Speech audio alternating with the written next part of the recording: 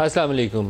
वज़ीर-ए-आज़म पाकिस्तान रूस के दौरे पर जा रहे हैं। वैसे तो पाकिस्तान नहीं, किसी वज़ीर-ए-आज़म का अमेरिका का दौरा हो या रूस का दौरा हो, चाइना का हो या किसी और बायलैटरल जो हमारे मेजर ऐसे एलाइज़ हैं, रूस तो अभी एलाई नहीं कह सकते हम, उसके साथ ताल्लुकात तो अफ़गान जंग के बाद या जहाद अफ़गानिस्तान के बाद रीबिल्ड करने की कोशिश हो रही है कि हमारे उनसे ताल्लुकात ठीक हो जाएँ। 1974 के बाद जो पहला वज़ीर-ए-आज़म पाकिस्तान का दौरा था वो 99 में हुआ था। अप्रैल 99 था I think, if I am not wrong. Nawaz Sharif गए थे और उनकी उस वक्त के रूसी सदर बोरिस येल्त्सिन से भी, रूस के जो वज़ीर-ए-आज़म थे उनसे भी और बाकी भी लोगों से मुलाकातें हुई। अप्रैल 99 में ये विज़िट हुआ था और 12 अक्टूबर 99 को उनकी हुकूमत ख़त्म हो गई थी, तो वो मामलात आगे चले नहीं। मैं रेफरेंस इसलिए नहीं दिया कि कोई डराने की खातिर, लेकिन हमारे ताल्लुकात में कुछ ऐसा ही रहा। 2015 में दोबारा PMLN की हुकूमत में रूस के साथ एक मेजर डेवलपमेंट ये हुई कि हमने एक गैस पाइपलाइन का, नॉर्थ साउथ गैस पाइपलाइन का उनके साथ एक मुआहदा दस्तखत किया। उसके बाद जो सियासी हालात थे, जिस तरह की सिचुएशन डेवलप हुई, उस माहदे के ऊपर भी अमल दरामद नहीं हो पाया। अब PTI की हुकूमत में उसी माहदे को, जो नॉर्थ साउथ गैस पाइपलाइन का माहदा था, आई थिंक पाक अपस्ट्रीम या गैस स्ट्रीम के नाम से, कोई थोड़ा बहुत उस नाम को रद्दबदल करके दोबारा उस माहदे को हतमी शक्ल देने की कोशिश की जा रही है। लेकिन वज़ीर-ए-आज़म के दौरे की जो टाइमिंग है वो काफ़ी इंटरेस्टिंग है। प्राइम मिनिस्टर का 99 में एक अपॉर्चुनिटी, एक इवेंट में उन्हें मौका मिला था पुतिन से मुलाकात का on the side lines of A summit, और उसके बाद उनकी रिसेंटली टेलीफोन के ऊपर भी उनसे बात हुई। तो ये गर्मजोशी अच्छी थी, इसको आगे चलना चाहिए था। लेकिन प्राइम मिनिस्टर के इस विज़िट के दौरान एक यूक्रेन की सिचुएशन है जहाँ पर अमेरिका और यूरोप एक तरफ खड़े हैं। रूस ने जो बागियों के ज़ेरे तसल्लुत 2 इलाके हैं उनको तस्लीम कर लिया और जंग के एक बादल मुंडलाते नज़र आ रहे हैं, जहां नेटो थ्रेटन कर रही है, अमेरिका धमकी लगा रहा है, यूरोप साइड पे खड़ा सैंक्शंस की बातें कर रहा है। तो हम तो इतने बड़े खिलाड़ी हैं नहीं हैं, हम तो छोटा सा मुल्क हैं जिसकी मेजर ट्रेडिंग पार्टनर अमेरिका और यूरोप हैं, और 24-25 अरब डॉलर की हमारी बरामदात हैं, जिसका बड़ा हिस्सा इन्हीं दुश्मन में जाता है। हम बहुत बड़ा रिस्क मोल ले नहीं सकते। अमेरिका हमें हथियार ना दे तो हम चाइना से ले लेते हैं। चाइना के अलावा रशियन हेलीकॉप्टर्स हमें रिसेंटली वो Mi-35 हेलीकॉप्टर्स उन्होंने बेचे थे, वो भी मार्केट खुल जाए तो हम उनसे ले लेंगे, लेकिन स्टेक्स हम इतने ऊपर नहीं ले जा सकते कि अपनी इकॉनमी को थ्रेटन कर लें। तो कुछ सेंसिटिविटीज़ हैं जहाँ पर आर्मी चीफ़ का भी एक विज़िट हुआ चंद साल पेशतर, लेकिन इन हालात के अंदर हमें शायद सर जोड़ के विज़िट करते हुए एक बैलेंसिंग एक्ट की ज़रूरत है कि हमें कहीं से भी ये लगे नहीं कि हम या अमेरिका के थादी बन के जा रहे हैं या अमेरिका को छोड़ के हम रूस का साथ देने के लिए एक तरफ खड़े हो गए हैं। वज़ीर-ए-आज़म ने अपने एक इंटरव्यू में कहा भी कि हम किसी ब्लॉक का हिस्सा नहीं बनने जा रहे, लेकिन अमली तौर पर उसका इजहार भी उनके बयानात से भी और वाज़ेह तरीके से उनके इंटरेक्शन से भी होना चाहिए कि हम इन ब्लॉक्स की पॉलिटिक्स से परे खड़े हैं, हम इतने बड़े खिलाड़ी नहीं हैं। यूरोप ने लड़ना है तो लड़ ले, अमेरिका ने सैंक्शंस लगानी है तो लगा ले, हम अपने बायलैटरल रिलेशंस को बिल्ड करने जा रहे हैं। बियॉन्ड दैट हमारे कोई ऑब्जेक्टिव्स नहीं है। ये तो एक हिस्सा हो गया। दूसरे मामलात आ जाते हैं पीका के ऊपर, जो नया ऑर्डिनेंस लाया गया है और उसके ऊपर जो पाबंदियाँ और सख्तियाँ और सज़ाएँ तजवीज़ की गई हैं, उसके ऊपर PFUJ वाले इस्लामाबाद हाई कोर्ट में चले गए, कल केस लग गया, लाहौर हाई कोर्ट में भी केस लग गया। लेकिन फेक न्यूज़ और सोशल मीडिया के ऊपर जो कुछ आता है उसको चेक करना उसके लिए क्या ज़रूरी है, और जो हमारे लीडर्स बयानात देते हैं उसको सामने रखा जाए, तो उसके लिए बैलेंसिंग, यहाँ पे भी एक बैलेंसिंग एक्ट की ज़रूरत है। एक फ़ेक न्यूज़ का हिस्सा वो है कि इंटेंशनली मैं बैठा यहाँ रिपोर्ट कर रहा हूँ, कोई झूठ से घड़ी हुई मन घड़त खबर बनाऊँ और उसको चला दूँ और मेरा चैनल सारा दिन उसका ढोल पीट के इस्टेब्लिश करता रहे, जानते बूझते हुए कि झूठी खबर है। तो वो तो आ जाएगी कि फेक न्यूज़ है, हमने घड़ी है और उसको क्रिएट किया है, मैन्युफैक्चर किया है उसको, और चैनल उसको प्रोपोगेट कर रहा है, प्रोपोगंडा कर रहा है। वो तो वहाँ तक तो बात आ गई फेक न्यूज़ की। लेकिन हमारे बहुत सारे लीडर्स के जो बयानात हैं वो फेक न्यूज़ के ज़ुमरे में आते हैं, जो चैनल्स की ज़ीनत बनते हैं, अखबारात में हेडलाइंस बनते हैं। तो जब ये फ़ेक न्यूज़ की बहस शुरू हुई तो बहुत सारे पुराने बयानात जो इमरान खान अपोजिशन में रहते हुए दिया करते थे वो याद आने शुरू हो गए। 2013 के इलेक्शन में सबसे बड़ी कंट्रोवर्सी जो मौजूदा वज़ीर-ए-आज़म और उस वक्त के अपोजिशन लीडर ने कायम की थी, वो 35 पेंचर की एक कहानी थी। उन्होंने कहा कि नजम सेठी ने, जो chief minister, care taker chief minister Punjab लगाए गए थे, इन्होंने 35 पेंचर लगाए हैं, और तोकीर शाह जो शहबाज शरीफ के चीफ़ सेक्रेटरी थे और शहबाज शरीफ के साथ इनका रब्ता था, और इन्होंने मिल के 35 हलकों के अंदर 10 से 15 हज़ार वोट जाली डलवाएँ।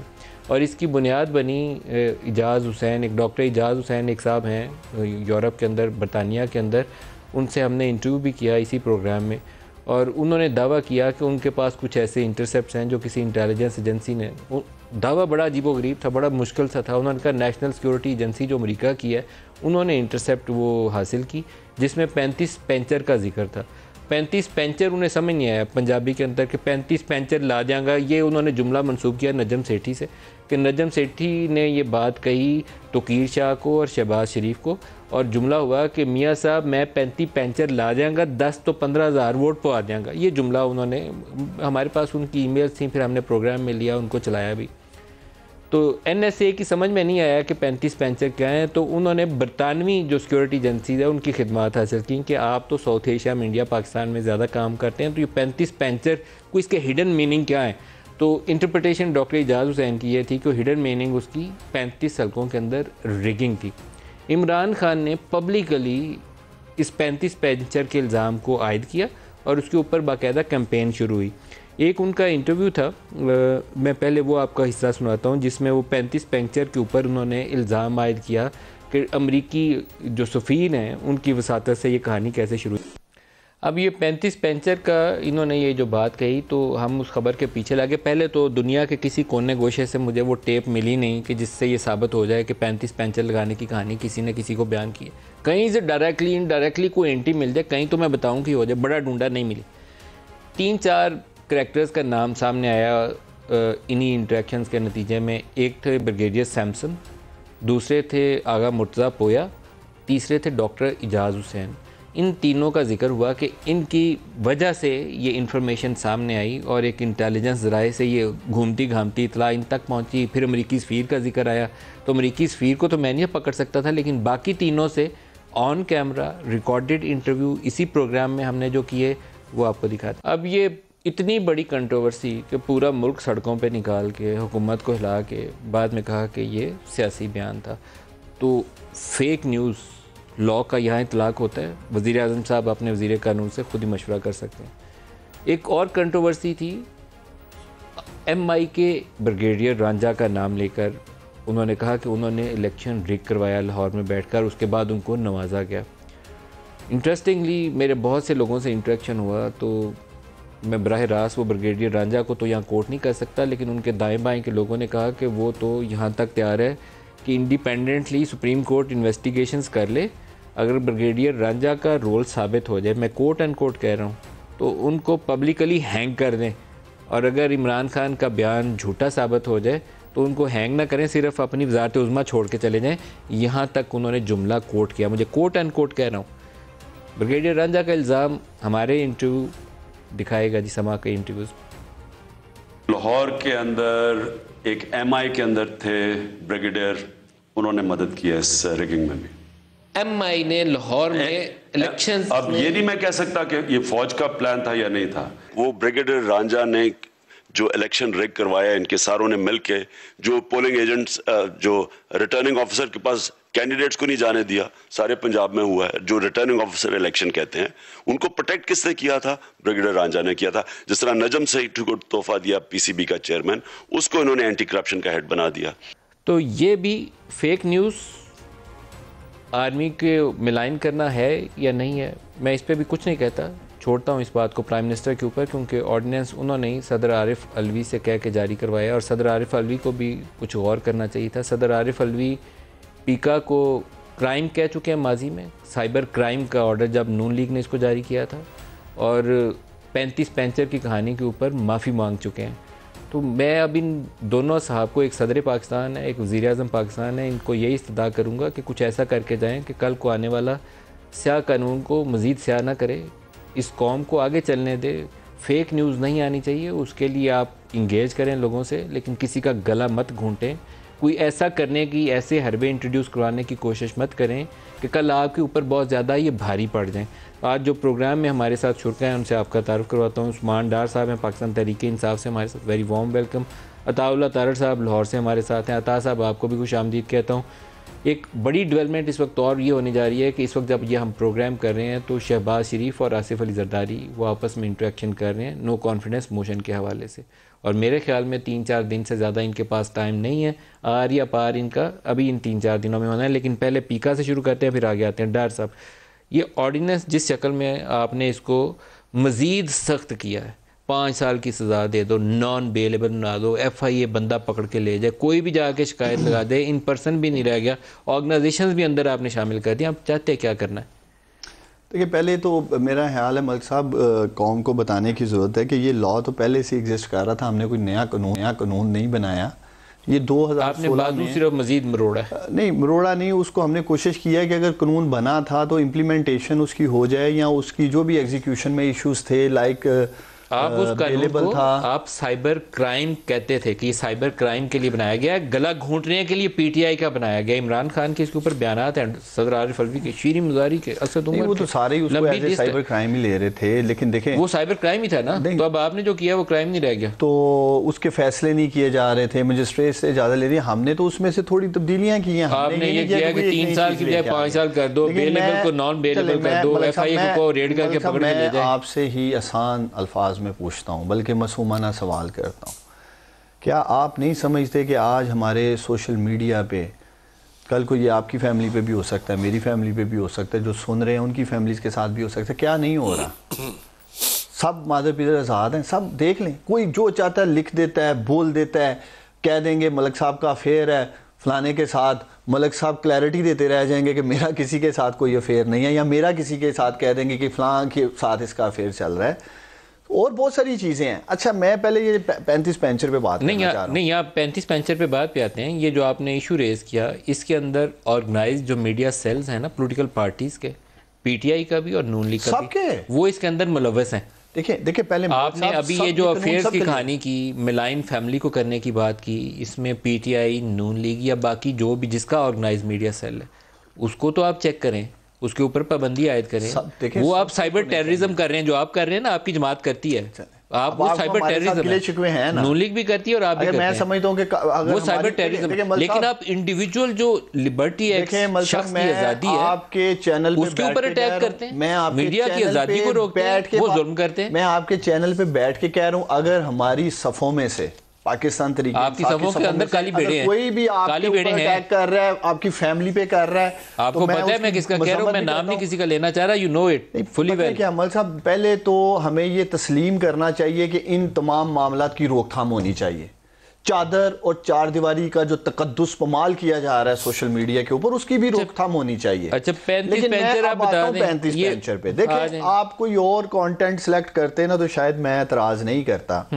एक तो इस 35 पेंचर के ऊपर भी बहुत बड़ी डिटेल्ड इन्वेस्टिगेशन होनी ही चाहिए थी, लेकिन पाकिस्तानियों 4 पेंचर थे सामी फाड़ ले ना, जो 4 हल्के मांग रहे थे, 35 चारों में रिगिंग निकली, चारों में इलेक्शन हुआ। उस आरिफ अलवी साहब की माफी तो दिखाएगा जी जरा स्क्रीन पे। देखिए वो तो फिर बाद में जो बातें चलती रही है, मैं बता रहा हूँ पेंचर लगे थे, 35 पेंचर लगे थे ना, 4 हल्के जो खुले थे। 35 पेंचर लगे थे कि नहीं लगे थे? 35 थे, 40 थे, 37 थे, मैं उस कॉन्टेक्स्ट में नहीं जाना चाहता। देखिए ये कहना नहीं के एक इलेक्शन प्रोसेस को आपने मुतनाज़ा ऐसे बनाया जैसे ट्रंप ने अमेरिका में बाइडेन के इलेक्शन को कहा कि रिगिंग हुई है। अगर मैं पूरे उनका लॉ कहता है कहीं नहीं, वो कहता है रिगिंग हुई है। मैं अगर नजम सेठी साहब की जगह होता ना, तो मैं सबसे पहले एम्बेसडर पे सू करता अमेरिका में, जिधर फिर भी इंसाफ मिलने की तवक्को थी इस बात के ऊपर, जो कि लोग यूके और अमेरिका में जा रहे हैं। सुन लें, आपने स्टेटमेंट पूरी सुनी। एम्बेसडर ने कहा जी 35 पेंचर, किसको कहा? एम्बेसडर ने तो कहा ही नहीं किसी को। चलें प्राइम मिनिस्टर ने कहा कि अमेरिकी सफीर ने कहा है आगा मुर्तजा पोया को। आगा मुर्तजा पोया का मैंने अगला स्टेटमेंट आपको सुनाया, वो कहता है अमेरिकी सफीर से मेरी कोई बात नहीं। सारे हेरसे पे भाग जाते हैं। हेरसे, आपने हेरसे के ऊपर पूरी कैंपेन लॉन्च कर दी, डी जॉब में आगे बैठ गए। देखिए मैं यही कहना चाहता हूं, ये फेक न्यूज थी कि फेक न्यूज थी कि नहीं थी? देखिए बाकी ये फेक न्यूज में या डिस इन्फॉर्मेशन में जो थिन लाइन है उसको भी तय करना, दोनों चीजें आपने की, फेक भी की, डिसइंफॉर्मेशन कैंपेन भी। मैं आपके सामने तारिक साहब से पूछते हैं, मैं आपके सामने एक मैं क्लोज करने लगा। देखिए मैं ये समझता हूं कि हमें कम से कम इस चीज का जरूर सदेबाब करना चाहिए। ये जो कुछ हो रहा है इस वक्त, यहाँ तो आप नहीं होना चाहिए, खुला छोड़ देते हैं। साहब से पूछें, तारिक साहब ये कानून सबके लिए है, किसी एक जमात के लिए नहीं है। मैंने इसलिए दिखाई, वो ब्रिगेडियर रांझा था, वो भी बाय नेम उसके ऊपर, MI के ब्रिगेडियर के ऊपर तारीख का एक अजीबोगरीब ये भी दौर था कि ब्रिगेडियर MI के ब्रिगेडियर के ऊपर बाय नेम एलिगेशन आ गया। और वो प्राइम मिनिस्टर इमरान खान ने लगाया। और दूसरा 35 पेंचर की कहानी, इलेक्शन ही चुरा लिया गया। तो इसके वो फेक न्यूज़ कहें, इसको डिसइंफॉर्मेशन कैंपेन कहें, ये क्या चीज़ें थी दोनों? मलिक साहब बहुत शुक्रिया जी। देखिए, सबसे पहली बात यह है कि पाकिस्तान का जो आइन है, कोई भी कानून पाकिस्तान के आइन से मुतसादिम आप नहीं बना सकते। आइन के अंदर तमाम हुकूक का जो एक प्रोटेक्शन है वो दर्ज है।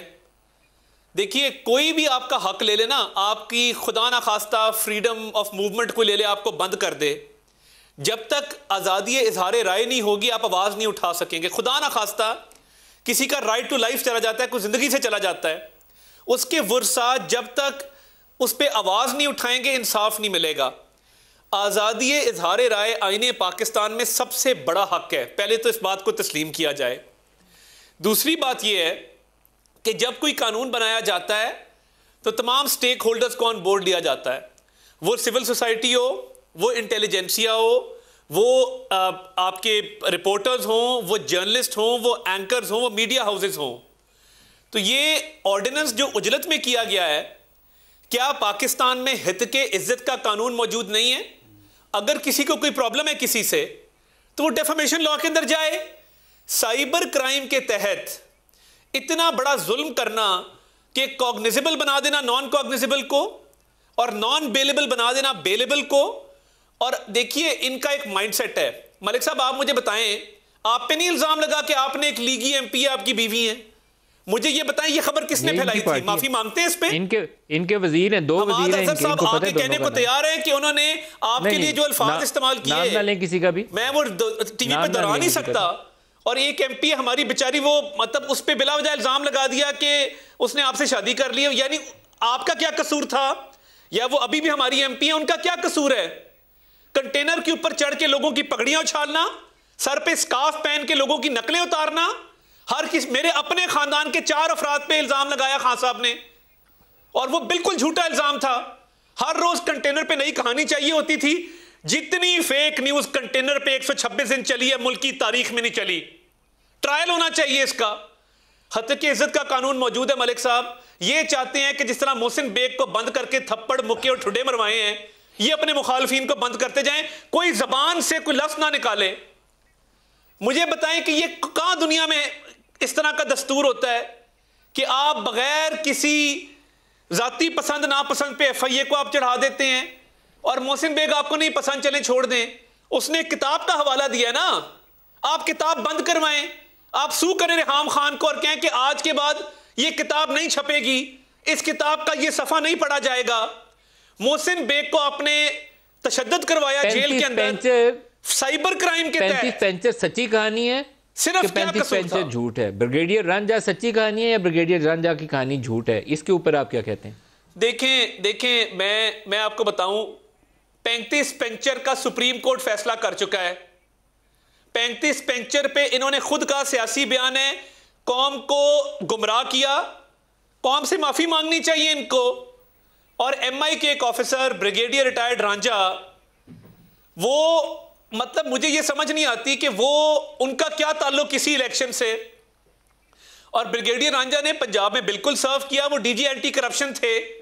मगर एक बात मैं आपको बता दूं, ब्रिगेडियर रिटायर्ड रांझा ने आज तक किसी के कहने पे कोई गलत पर्चा दर्ज नहीं किया। किसी बेगुनाह को उन्होंने जो है वो बंद नहीं किया, और किसी कसूरवार को बेगुनाह नहीं लिखा, जिस तरह आज के DG एंटी करप्शन कर रहे हैं गौहर नफीस साहब। वो इनके एक फोन पे किसी बेगुनाह को बंद करना बंद कर देते हैं, किसी कसूरवार को छोड़ना छोड़ देते हैं। मैं अल्लाह को हाजिर नाजिर जान के कहता हूं कि ब्रिगेडियर रांझा एक ऑनेस्ट ऑफिसर थे। ये बताइए कि इसको असल माना जाए, इसको फेक न्यूज़ माना जाए, इसको आपका सियासी बयान माना जाए? क्योंकि इमरान खान ने DG MI का नाम लिया, फिर वो DG एंटी करप्शन हो गए, अभी DG एंटी करप्शन का आप नाम ले रहे हैं। अभी एक मरियम औरंगजेब का एक स्टेटमेंट भी मुझे चलवाना है। मैं तो एक्चुअली सरप्राइज हूँ कि मैं किसको असल खबर मानूँ, किसको फेक न्यूज़ आपकी मानूँ, किसको आपका सियासी बयान मानूँ।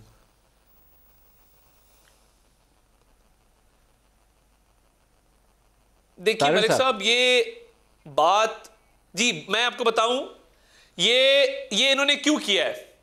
ये इन्होंने सिर्फ अपने जाती मफादात को प्रोटेक्ट करने के लिए किया। इनको डर है सबसे ज्यादा सोशल मीडिया ट्रोलिंग, सबसे ज्यादा गालियां, सबसे ज्यादा गलीज गुफ्तगू, सबसे ज्यादा मॉरल से गिरी हुई बातें पीटीआई ट्रोल्स करते हैं। मैं ये नहीं कहता कि हमारे लोग ट्रोलिंग नहीं करते, बिल्कुल करते हैं। मीडिया सेल आपका भी उतना ही बुरा था जितना सोशल मीडिया पे 19-20 का ही फर्क होगा, दोनों का रोल शर्मनाक था। आप लोगों को अपॉलॉजी करनी चाहिए पाकिस्तानी कौम से। ट्रोलिंग करते हैं, मैं इससे इनकार नहीं करूंगा। 24, 25 साल के बच्चों से आप 50-60 साल, इमरान खान 70 साल का है। अब आपका अगर कोई छोटा सोशल मीडिया का कोई 24-25 साल का अपने बाप दादा की उम्र के बंदे को गाली निकालता है तो ये चीज़ आपको रोकनी चाहिए। नवाज शरीफ 70 साल का, अगर पीटीआई का कोई लड़का उसको बैठ के गाली निकालता है तो उसको शर्म करनी चाहिए। हम बिल्कुल रोकना चाहिए, मगर मुझे बताएं, जो कुछ हरकतें कर रहे हैं, मगर मुझे बताएं कि जब एक जो कुछ हमने बच्चों को सिखा रहे हैं, और ये मुझे बताया ना शुरुआत कहां से, हमें तो सोशल मीडिया का पता ही नहीं था, हम तो बहुत बाद में आए हैं। गालियों में तो आप दोनों का मुकाबला है, माजरत चाहता हूं मैं इस पे आप लोगों को राय नहीं देता। चले हमने हो सकता है कि इनका रोल आपसे 5 से ज्यादा हो, लेकिन आप दोनों बहुत बुरे हैं। मगर मुझे बताएं कौन सी सियासी जमात है जहां बदतमीजी करने पे, गलत प्रोपेगेंडा करने पे शाबाश मिलती है? कहां पे एक दौड़ लगी हुई है कि कौन किस पे ज्यादा कीचड़ उछालता है? इस मुल्क के मसाइल गुर्बत है, महंगाई है, बेरोजगारी है, भूख है, हम उसको एड्रेस नहीं करते। और ये तर्जुमानों का इजलास सरकारी खजाने से, टैक्स पेयर्स के पैसे से, जो मैं टैक्स अदा करता हूं, उन बच्चों को अब आपने भर्ती किया हुआ है। पहले आपके वो प्राइवेट लोग भर्ती नहीं, इसमें तो शक की गुंजाइश ही नहीं है। और उन्हें हमारे टैक्सों के पैसे से देके आप डिसइंफॉर्मेशन कैंपेन के लिए इस्तेमाल करते हैं, हमें गालियां निकलवाते हैं। मेरे टैक्सों के पैसे, भी आप भी डिसइंफॉर्मेशन, मेरे टैक्सों के पैसे, जो भी कोई है सामने लाएं। कहाँ है? आपको ऊपर से नीचे तक सबको पता है, आपको ऊपर से नीचे तक सबको पता है। मेरे प्रोग्राम के कामयाब जवान प्रोग्राम से फुर्सत नहीं मलक साहब के मैं इधर उधर देखूं क्या हो रहा है। देखिए पहले तो मैं इन मुस्लिम लीग नून वालों को मुफ्त मशवरा देता हूं कि पीका के ऊपर सियासत ना करें। अगर ये कहते हैं कि फ्रीडम ऑफ स्पीच के नाम पे ये काला धब्बा है, तो 2016 में फ्रीडम ऑफ स्पीच के नाम पे काला धब्बा इन्होंने दागा था, बताएं इनको। और दूसरा ये जो कह रहे हैं ना, प्लीज बीच में नहीं बोलना, प्लीज नहीं बोलना बीच में, बाद में माफी मांगना। एक दफा पहले मुझे पूरी चार्जशीट दाग लेने दो आप पे। हाँ, उसके बाद जी क्या 2016 में डेफिमेशन का लॉ नहीं था? क्यों इनको जरूरत पड़ी? एक लूला लंगड़ा कानून लेके आए, बताए ना उसकी परफॉर्मेंस क्या थी? ना कोई सजाएं हो रही हैं, ना कोई केस आगे बढ़ रहे हैं, ना उसका इंपैक्ट आपको सोशल मीडिया पे नजर आ रहा है। हर एक की इज्जत उछाली जा रही है, हर एक आजादी के साथ सब कुछ लिख रहा है। देखे तारड़ साहब, फैमिली आपकी भी है, ये प्रोटेक्शन आपको भी मिलनी है। खुदारा सियासत ना करें इस पे। मुस्लिम लीग नून वालों की भी माएं बहनें हैं जिनको प्रोटेक्शन मिल रही है इसमें। पीटीआई हो, पाकिस्तानी हो, कोई भी जमात हो, तो प्लीज इस पे पॉलिटिक्स नहीं करें। बात हो सकती है, इन्होंने एक बात उठाई है जी इस पे डिबेट होनी चाहिए भाई। मेरे तकरीबन 8-9 माह से सबसे राब्ते किए जा रहे हैं, सबको दावत दे रहे हैं। अगस्त से इन तमाम एसोसिएशंस को इंफॉर्मेशन मिनिस्ट्री, फवाद चौधरी साहब सुन लो ना यार, एक सेकंड सुन लो ना। फवाद चौधरी साहब दावत दे रहे हैं, आए बैठे बात करते हैं, मिल बांट के आगे करें। जब मलिक साहब कोई सीरियस ही नहीं है, कोई संजीदा ही नहीं है, अपोजिशन आपकी तरीके अदम एतमाद की भीख मांगने पाकिस्तान की सड़कों पे निकली है, पार्लियामेंट में आने को तैयार नहीं, बैठने को बात करने को तैयार नहीं। टॉक शोज के तहत आप लोग अंदर बंद होंगे ना और आपकी सुनवाई नहीं होगी। मेरा अपना भाई आप कहेंगे कि ये का शिकार हो चुका है, फिर आप कहेंगे ये काला कानून साहब। मेरा अपना भाई, बड़ा भाई पीका में उमरदार शिकार हो चुका है। बाकी भी होंगे, बाकी भी सारे हो जाएंगे, बाकी भी सारे हो जाएंगे। उससे पहले आंखें खोल लें, होश के नाखून लें। अब कुछ ना कुछ तो मलिक साहब हमें तय करना है कि नहीं, बैठ के कर लेते हैं, बता दें क्या करना। ऑर्डिनेंस जारी करने के बाद तय करेंगे कि पहले तय करते हैं?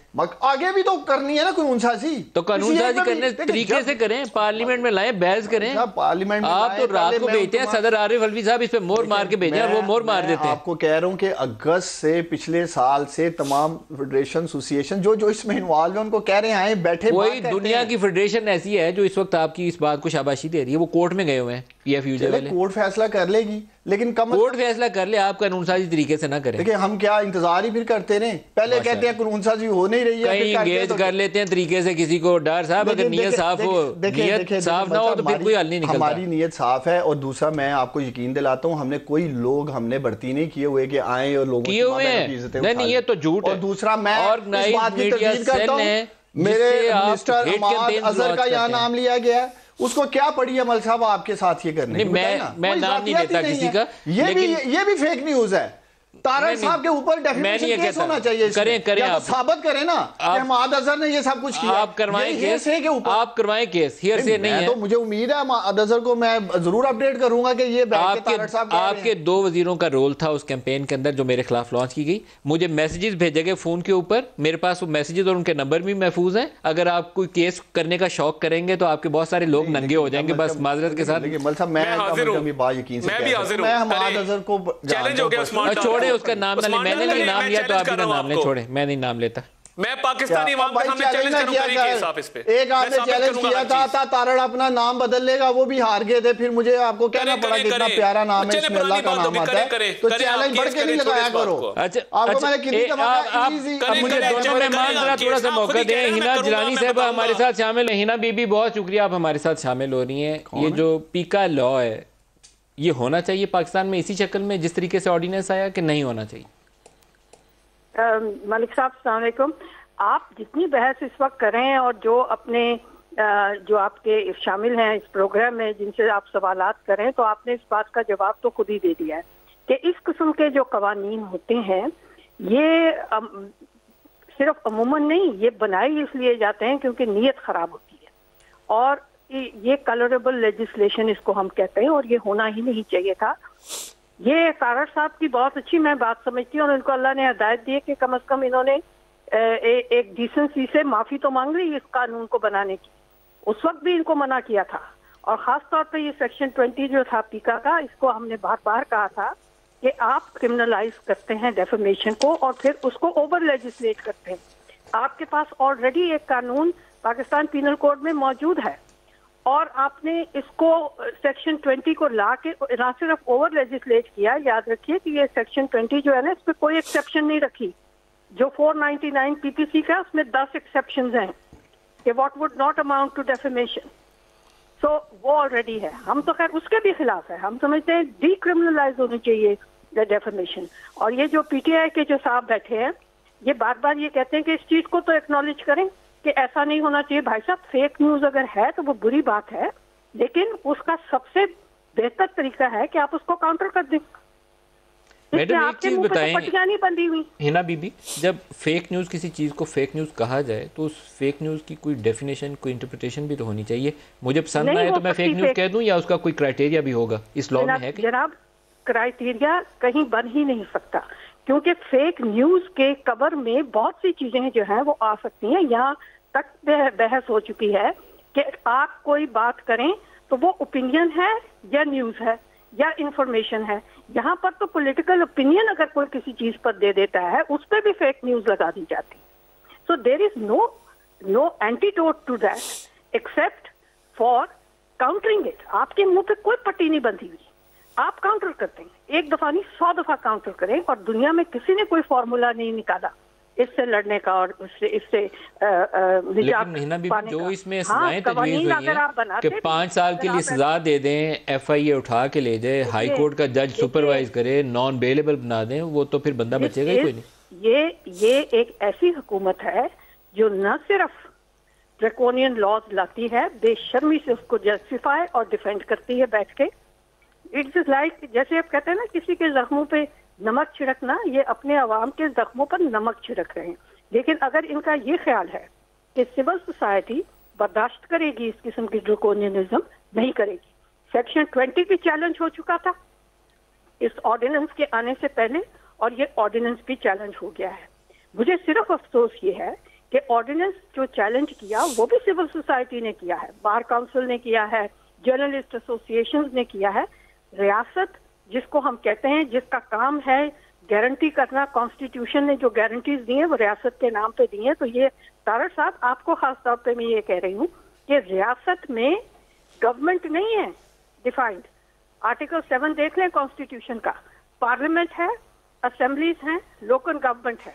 ये रियासत सिविलियन रियासत है और पार्लियामेंट को चाहिए था कि सबसे बड़ा स्टेक होल्डर होने के हवाले से आप लोग सबसे पहले उठते और कदम उठाते, ये गारंटी जो है फंडामेंटल राइट्स की उसको लाने में।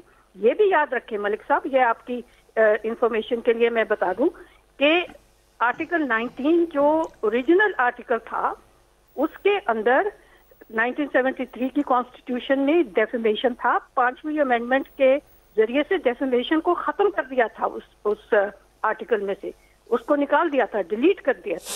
तो आप डेफेमेशन को न सिर्फ ये कि क्रिमिनलाइज कर रहे हैं, आप ओवर लेजिस्लेट करते चले जा रहे हैं।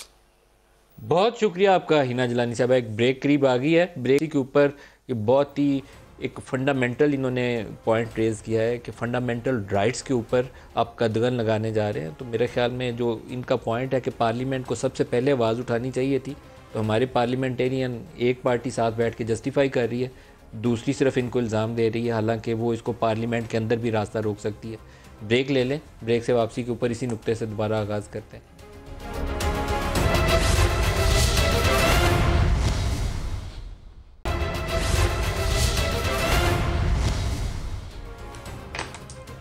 प्रोग्राम में दोबारा खुश आमदीद कहते हैं। मरियम औरंगज़ेब से एक बयान मंसूब चला, मैं पहले वो पढ़ के दिखा दूँ कि तहरीक अदम इत्माद, ये उस वक्त एक डिनर चल रहा है, नहीं तो मैं उनको बीपर पे ले लेता। तहरीक अदम इत्माद हर सियासी जमात का आईनी और कानूनी हक़ है। अपोजिशन और PDM में शामिल तमाम जमातें मुनासिब वक्त पर मुशावरत से ये तहरीक लाएंगी। जैसे जैसे दिन करीब आ रहे हैं, खौफ में मुब्तला इमरान साहब पेशावर में, जिनका भी आगे जिक्र है उनका मैं नहीं करता, उनके ज़रिए अरकान को दबाव में लाने की कोशिश कर रहे हैं। तारड़ साहब, ये फेक न्यूज़ है, ये सही न्यूज़ है? क्योंकि जिस तरफ इशारा हो रहा है मैं पूरा आगे पढ़ना नहीं चाहता। देखिए, बात यह है कि ये पार्टी की तर्जुमान मरियम औरंगज़ेब साहबा ने एक बयान दिया है और वो पार्टी के बिहाफ पे दिया है। तो अगर ये फेक न्यूज़ है तो पेशावर से किसको कॉल्स गई हैं? और जी, पेशावर से किसको कॉल्स गई हैं बताइए। देखिए, ऑब्वियसली जो पार्लियामेंटेरियंस हैं जिनसे हमारे राब्ते हो रहे हैं, जिनको हम तरीके अदम एतमाद के हवाले से अपनी मूवमेंट में शामिल कर रहे हैं, तो वो तो बहुत वाज़ेह उसमें लिखा हुआ है, अरकान पार्लियामेंट उसी स्टेटमेंट में शामिल है और उसमें बड़ा क्लियर स्टांस लिया गया है। मैं नाम बताएं जिसको कॉल्स गई हो, तो मैं अभी उनसे क्रॉस चेक कर लेता हूँ। ये तो इस तरह तो फेक न्यूज़ का मुझे शक रहेगा ना, तो आप मुझे नाम बताएं कि इसको कॉल गई थी, तारड़ को गई थी, मैं तारड़ से पूछ लूँ, स्मार्ट डाक को गई थी, मैं देखिए, मैं ये तरीके अदम एतमाद के हवाले से मैं बिल्कुल मीडिया पे ना कोई टाइम फ्रेम पे बात करूँगा, ना मैं नामों पे बात करूँगा और ना मैं स्ट्रैटेजी डिस्क्लोज करूँगा। आप अगर कभी मुझे ऑफ द रिकॉर्ड पूछेंगे और अंडर ओथ पूछेंगे तो मैं ज़रूर आपसे कुछ इन्फॉर्मेशन शेयर करूँगा, मगर मैंने ये as a spokesperson of the party और एक as deputy secretary general Muslim League, मैं ये समझता हूँ कि मैं इस हवाले से कोई इन्फॉर्मेशन डिस्क्लोज करना, मैं उसको अमानत में ख़यानत समझता हूँ और मैं ये समझता हूँ कि हमारी जो स्ट्रैटेजी चल रही है वो जारी रहनी चाहिए। और तो नाम नहीं बता रहे, डार साहब से पूछ लेते हैं, डार साहब को ऐसी कॉल्स गई हैं या नहीं गई हैं? क्योंकि आप लोग कुछ भी बोल देते हैं, मुझे तो पता नहीं चलता। आपने मेरे दिल का सवाल पूछा, मैं ब्रेक के बाद इनसे यही पूछने वाला था। ये अक्सर सिलेक्टर, टेलीफोन कॉल्स, पीछे हट जाओ, आगे आ जाओ, जो ये नाम लेने से घबराते हैं, वो यहाँ तस्लीम कर लें हम भी एक फेक न्यूज़ स्प्रेड करते हैं। मतलब साहब देखिए, मुझे आपसे सिर्फ 1 मिनट देना, अब आपके मैं प्रोग्राम है, मुझे क्लैरिटी करनी है। देखिए, एक तो इस कानून का इतलाक सब पे होने जा रहा है जिसमें मैं भी शामिल हूँ। अगर मैं उस्मान डार, आज मैं क्या सोच रहा हूँ कि मुझे अपनी फेसबुक पे, अपने सोशल मीडिया पे जिम्मेदारी से कंटेंट शेयर करना है। ये तो आप जिम्मेदारी का मुजाहरा करें ना, आपको कौन कहता है गैर जिम्मेदार हूं? मैं आपने भी आपके प्राइम मिनिस्टर के तर्जमान की रिसेंट एक ट्वीट पढ़ के सुनाऊं? मैं उन्हें पढ़ नहीं सकता, दूसरी तरफ निकल जाएगा। मैं पढ़ के अच्छा, तीसरी बड़ी इंपॉर्टेंट बात है, नहीं रुक जाए प्लीज, मेरी रिक्वेस्ट है, प्राइम मिनिस्टर की तर्जमान की रिक्वेस्ट है ना, मैं एक और बात इंपॉर्टेंट करने लगा, नहीं पढ़ूंगा, नहीं मैं आपसे एक इंपॉर्टेंट बात करने लगा, प्लीज रखें जरा। देखिए, मोहतरमा आई थी, मेरे लिए काबिल एहतराम है, उन्होंने कहा जी आप पे इल्जाम लग जाता है, आप उसको काउंटर। मोहतरमा ने बिल्कुल सही बातें की, मैं उनके साथ हूं, 100% दुरुस्त बातें की उन्होंने। मैं दूसरी तरफ ये कहना चाहता हूं कि मलिक नदीम ने दूसरी शादी कर ली, नदीम मलिक ने, जो एक आप कहते हैं फेक न्यूज है। इससे पहले कि मलिक साहब आप इस न्यूज को काउंटर करते, खुदा ना हास्ता हमारी भाभी जान आपका इनकाउंटर कर देती, ना आप काउंटर के लायक रहते, ना कुछ होता। तो इनको ये सोचना चाहिए, हर चीज काउंटर नहीं हो सकती। इस एक्सट्रीम जिस शख्स लेवल तक लेके जाते हैं चीजों को। जिस शख्स ने इस कैंपेन को लॉन्च किया था लेकिन आप ये बात मानते हैं ना, देखें इस कैंपेन को लॉन्च ईमानदारी से बताएं कितने प्राइम मिनिस्टर उसके खिलाफ एक्ट कर सकते अभी देखें इस लॉ के बगैर। देखिए, मुझे उम्मीद है हमारा ये प्रोग्राम मेरी भाभी जान भी देख रही होंगे, कितना टाइम लगा था भाभी को मनाने में कि मैंने झूठ है, मैंने ड्रामा किया। मेरे बच्चे ग्रोन अप हैं, they all enjoyed it, they all enjoyed it. लेकिन थिंक अबाउट दैट फैमिली जिस औरत के ऊपर आपने इल्जाम लगाया, वो बच्चों वाली औरत है, भी आपके ऊपर कीचड़ उछाला, गलत किया, उस औरत के मुताल्लिक सोचिए। लेकिन मैं ये कहता हूं कि जब तक पता नहीं कि किया एग्जैक्टली किसने, हम नाम ले उस औरत के मुताल्लिक सोचें जिसकी तस्वीरें आपका सोशल मीडिया मेरे साथ छाप के चलाता रहा। उसके भी तो बच्चे हैं, उसके माँ बाप हैं, बहन भाई हैं कि नहीं है, उसका खामद है। साथ खड़ा हूं मैं, इनका मेरे साथ छोड़े, उस खातून के साथ जाके माफी मांगे, मोहतरमा का भी मैं उनके लिए भी उससे माफी मांगे जाके, जिसने किया है। लेकिन माफी मांग ले उससे, अभी मांग ले। मैंने थोड़ी किया मैं माफी मांग लूं, मुझे तो पता ही नहीं, आपकी पार्टी ने किया था। ये तो आप कह रहे हैं ना। अच्छा, मैं अब आता हूं तरीके बिना पे नहीं कह रहा। देखिए, तरीके में यकीन के साथ बता रहा हूं, मैं तरीके में तमाद पे आता हूं। ये काला कानून है, ये बता दूं आपको, ये स्याह कानून है। कल उस्मान डार जेल में पड़ा होगा और कल को पछताएगा कि मैंने किस बात को डिफेंड किया। कुछ नहीं किया तो डालेंगे, बगैर किए भी अंदर जाएगा उस्मान डार। फिर क्या कर सकते हैं? ये इस कानून का मतलब यही है। और पार्लियामेंट से अगर तारड़ ने आवाज ना बुलंद की तो तारड़ भी जेल में जाएगा और इसी की सजा भुगतेगा। तारड़ को भी इसकी सजा मिलेगी। चलें मलिक साहब, एक तो मैं आना चाहता हूँ इनकी तरीके में इत्मीनान में। इन्होंने अभी कहा है, फिर भड़क लगाई है जी हमारे साथ बड़े MNAs जो है ना राब्ते में है। मैं पाकिस्तान मैं अदालत से तवक्को रखता हूं कि ये फंडामेंटल राइट्स की खिलाफ वर्जी है, ये इसको उड़ा के रख दें। और जिसने ये ऑर्डिनेंस जारी किया है उस सदर साहब को कुछ कह तो नहीं सकते, लेकिन कम से कम ये बताएं कि आप फंडामेंटल राइट्स को किसी के दबा नहीं सकते, सलब नहीं कर सकते, इसके खिलाफ लेजिस्लेशन नहीं कर सकते, या आइन से मुतसादम है। अच्छा, मुझे पहले ये बताएं, इसका मतलब है कि मल साहब आप एंडोर्स कर रहे हैं कि जिसने भी आपके ऊपर कीचड़ उछाला, जो भी था, उसका वो फंडामेंटल राइट था आप पे कीचड़ उछालना? ये आप अपनी जाके गिरबान में झांक के मैं आपसे पूछूं, लेकिन मैं अगर उसको 5 साल के लिए अगर अंदर करना जायज है तो पहले जाके उन 2 वजीरों को अंदर कर। आप लोगों को एग्जांपल नहीं बनाएंगे, बनाए उस वजीर को अंदर कर। देखते हैं ना कि क्या होता है, उस वजीर को अंदर कर दें। प्लीज 2 वजीर खेलें मल साहब, यहाँ एक तरफ रहे, यहाँ कहें कि मेरे साथ जो हुआ ठीक हुआ। 2 वजीरों को अंदर जेल में डाल दें। फंडामेंटल राइट था मेरी इज्जत उछालना, उस 2 वजीरों को जाके जेल में डाल दें। मजबूत होना चाहिए, उस 2 वजीरों को फिर जेल में डाल दें। बहस नहीं खत्म होगी। अब मैं तरीके में में पाकिस्तानी होता तारड़ को ऑफर करके जा रहा हूं। एक तो इनके जितने भी टॉक शोज में लोग मेरे साथ बैठे हैं, मैंने उन्हें कहा तारीख छोड़ो यार, महीना अनाउंस करो। मैं अता तारड़ को पूरा 2022 दे रहा हूं, 2023-18 अगस्त तक का टाइम दे रहा हूं, ये हमारी हुकूमत गिरा के दिखा दे, ये तरीके में तुम्हारा ला के दिखा दे। नाकाम हो तो फिर मेरे लीडर इमरान खान को अपना लीडर मानकर कौम से माफी मांगो। तारड़ साहब, जो आप तारड़ साहब ले लें, बिल्कुल एंड आ गया प्रोग्राम से। जी तारड़ साहब। नहीं, मैं देखें, मैं कोई सियासी शोबदाबाजी में बिलीव नहीं करता और एक सीरियस एफर्ट हो रही है। मैंने पहले भी आपको अर्ज़ किया मलिक साहब, मैं आपको अगर ऑफ द रिकॉर्ड पूछेंगे तो मैं आपसे बात करने को तैयार हूँ, मगर मैं अपनी स्ट्रैटेजी और मेरा किनसे रब्ता है और कौन लोग हैं, कितने हैं, कब करने जा रहे हैं, मैं बिल्कुल इसकी ये इन्फॉर्मेशन पब्लिकली मीडिया पर डाइवर्ज नहीं करूँगा जब तक कि मैं ये समझ ना लूँ कि अब मीडिया पर इसको लाना ज़रूरी है। कोई पार्टी के भी कोई डिसिप्लिन होता है, कोई ओथ होता है, और ये बड़ी सीरियस एफर्ट हो रही है, ऐसा कभी भी नहीं था। तारड़ साहब, अगर आप चौधरियों से मुलाकात कर ली है हमने, ये जो वीकेंड है ना, इसमें ना ला सके ना अदम इत्मीनान, तो फिर भूल जाए अदम इत्मीनान, फिर आप घर जाएंगे अदम इत्मीनान। नहीं, मगर मलिक साहब मुझे एक बात बताए ना, मुझे एक बात बताए, सेशन कॉल होना था जुम्मे वाले दिन, फिर पीर वाले दिन, फिर 25 तारीख को। जो हुक्मरान जमात सेशन कौमी असम्बली का बुलाने से भाग रही है और प्राइम मिनिस्टर अवामी राब्ता मुहिम कर रहे हैं, जबकि उनको इफ्तिताह करने चाहिए।